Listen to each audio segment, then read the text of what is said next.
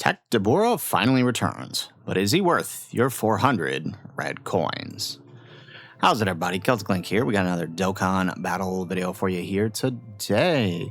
We have the Transcendent Dokkan campaign banner featuring the LR Tech Beast Gohan and the return of quite a few powerful characters, such as the Dokkan Fest Tech DABURA, right? The post-anniversary TUR, arguably one of the best TURs, next to the Metal Cooler from June. And then, of course, we have the return of the worldwide LRs, who are very likely to get an easy A. So in this video, we are going to talk about which of these units is worth your 400 or 500 red coins. So before we hop in, let's state the obvious. If you are missing LR Majin Vegeta and Goku, LR Super Saiyan 4 Vegeta and Goku, or STR Super Saiyan 4 Daima Goku, then obviously do not spend your coins here, right? You need to save for those guys. Note that the Transcendent Dokkan Festival, with 9 LRs being featured, will be available on the 6th of July. Now, it was probably not going to be a great banner to summon on, but it will be your first opportunity to coin the anniversary LRs, which is obviously beneficial for a lot of players. So if you're holding on to coins, then make sure you hold on to them for here. It's going to be your best opportunity to get them. Now, with that said, if you do plan on summoning and you don't need to save the coins, then by all means, right, jump in on picking up a character here with your coins. So with that said, let's take a look at DABURA, right? So just to refresh our memory, what DABURA is and what he's doing. He leads Majin Buu Saga Mission Execution Terrifying Conquerors, HP 200%, with attack and defense 170%, and an additional 50 for Corroded Body and Mind and successors. Raises defense by 66% per turn, so it's a pretty quick defense raise, and greatly raises attack for 6 turns, causing immense damage to the enemy. He does have an entrance animation as long as there are 4 or more Majin Buu Saga allies or a full extreme class team. Very easy to do with his lead. Gives him a permanent 200% attack and defense buff, as well as a permanent chance of evading enemies' attack. He gets Key 2, attack effective against all types, launches an additional attack that has a great chance of becoming a super attack. Chance of evading an enemy's attack 20%. When receiving an attack, he gets defense 200%. For 4 turns from his entry turn, he gets an extra 300% when receiving an attack. And for 6 turns from his entry turn, he launches an additional super attack, so help him stack a little bit more, as well as having an additional 40% chance of evasion. Starting from the 6th turn, he does have an action cancel, and after performing 3 or more super attacks, he gets a permanent chance of evading enemy's attack up 10% starting from his next attacking turn. For every attack received, he gets 111% attack up to 666. Little play on the devil there, right? And when receiving a super attack, he has an additional chance of evading enemy's attack temporarily. When receiving an unarmed super attack, he has a great chance of nullifying it. And if there is a Majin Buu Saga enemy, it's a guaranteed nullification, right? There's a lot of unarmed super attacks, so this is a very helpful ability. His active skill is a target skill, which massively raises his attack temporarily, causes ultimate damage, and gives him an additional defense 66% while directing attacks towards him. So honestly, arguably one of the best TURs we've seen in quite some time. I mean, all the TURs this year have been really, really good. But DABURA being up there as one of the better extreme class TURs that we've seen as of late. Great leader skill.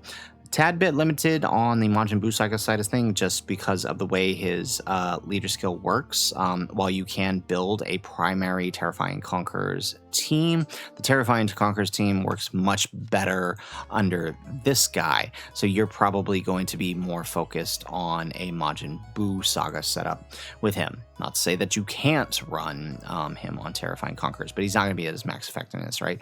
And it's mostly because of who his links involve, right? Like if you want to push this guy's effectiveness, you need Yakon, Pui Pui, the Prime Battle, LR Babidi, which don't always synergize well with the with the DABURA, or with the Terrifying Conquerors team, at least the cooler variant, but not to say that you can't do it. So with that said, I do believe he is worth the 400 coins. After all, right, most people don't summon on monthly Dokkan Fest banners, so if you've got the spare coins, this is probably going to be one of the few chances this year you're going to be able to get him, unless you intend to summon on the Dokkan Fest banner. Which I know most people are skipping TDC for GDC, so that kind of falls off the line. Now, I will say, if you are limited on coins and anniversary LRs are not an issue for you, then TEQ Metal Cooler might be a better use of your 400 coins, especially since he's likely to return in October, and Terrifying Conqueror is going to be a really good spot by then. It already is. It's going to be in an even better spot. So honestly, he works a little better on this. If you want to run Terrifying Conquerors, they're going to be the better option for you. TEQ DABURA can easily slide into the team. Just be aware that, you know, he does kind of break some of this energy because, you know, the Metal Cooler does want to have those movie bosses and Wicked Bloodline on the team. And so that does kind of lower his overall performance. Granted, you only need 5, so sliding DABURA in there doesn't hurt it too much, but it does, right? If you wanted to synergize him better, it's obviously going to affect that. So I will say that he, as a TUR, he is worth it, just not at the cost of your anniversary LRs or TEQ Metal Cooler. I think you should probably prioritize TEQ Metal Cooler first. But wait, there's more. I don't often do this, but there is an LR EZA in our midst, right? The LR STR Final Form Cooler. Now, the reason I'm putting this video in this is because I'm going on vacation soon. I'm not going to be able to cover this specifically in detail once he drops, so I'm just going to add it into here. We know his EZA details already, so I'm sure some of you guys have seen the private server showcases, though I don't always recommend, you know, checking those out because it can be a bit misleading.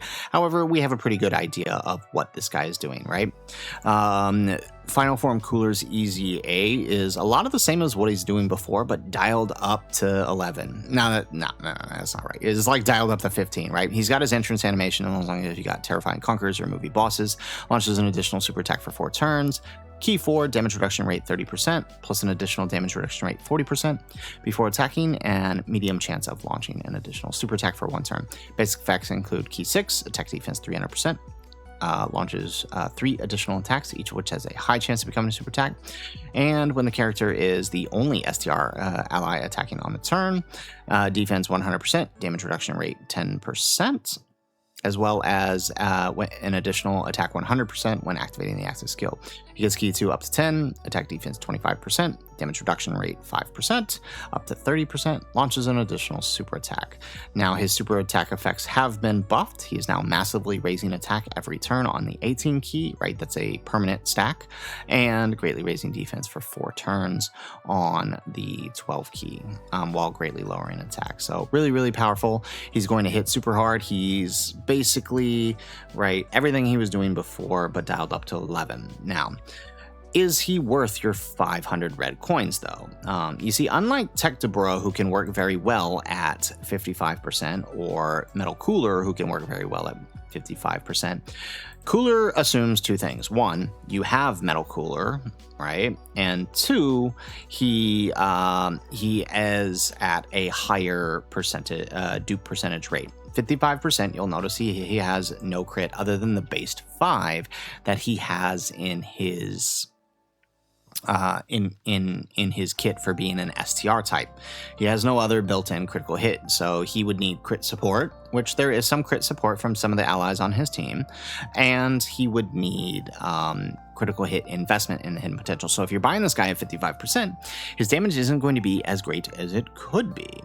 It'll still be good. He's still going to stack. He's still going to do a lot, but it's not going to be as good as it could be because he's going to be missing that crit. So what I would say is buying this guy at 55%, especially if you have the Metal Cooler to run him, it's more of an investment purchase. He'll probably be back on the GDC banners, so it'll be a good place to pick him up then as well, right? With some, right, you might be able to summon a dupe or 2 during your summons on GDC. So I would say that yes, it's worth it, but consider it more of an investment purchase. If you're buying him now, And he's pretty amazing. Like, he's really good. I don't mean to undersell him. He's really good even at 55%. Just consider, like I said, it's more of an investment. You're investing in that you might pull a dupe here later this year that's going to benefit him a lot. So just consider that. Of course, none of this should come at the cost of Metal Cooler himself, right? If you don't have Metal Cooler, then don't buy this guy. You should save for this guy or any of the anniversary LRs. But I did want to point out, right, if you were considering him and none of that is an issue for you, then yes, he is worth the purchase. Just be aware of the hidden potential issue there. So guys, that is it for the video. That is my recommendation on whether or not you should purchase TEQ DABURA or the LR SDR Final Form Cooler. If you guys liked the video, make sure you hit that like button, subscribe to the channel if you have not already, and in the comments down below, let us know who did you end up buying with your hard-earned red coins, or are you saving for someone in particular? Let us know in the comments down below. Otherwise, guys, as always, thanks for watching, and aloha.